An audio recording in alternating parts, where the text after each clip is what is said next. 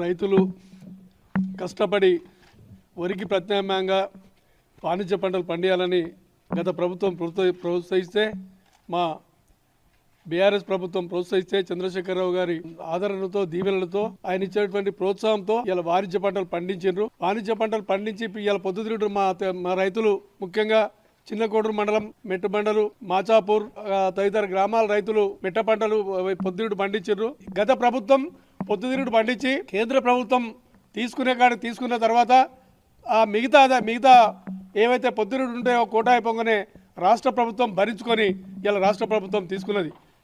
ఈ ప్రభుత్వం ఈ కాంగ్రెస్ ప్రభుత్వం రైతులను బాధపెట్టే విధంగా ప్రవర్తిస్తూ రైతులను అనేక విధాలుగా గోసవుచుకుంటుంది. ఎందుకంటే రైతులు ఆరుగాల పండించి ఇలా మన మార్కెట్లో వాళ్ళ పొద్దుతిరుగుడు తీసుకొస్తే సరుకులు తీసుకొచ్చి ఇక్కడ ఉంటే ఇలా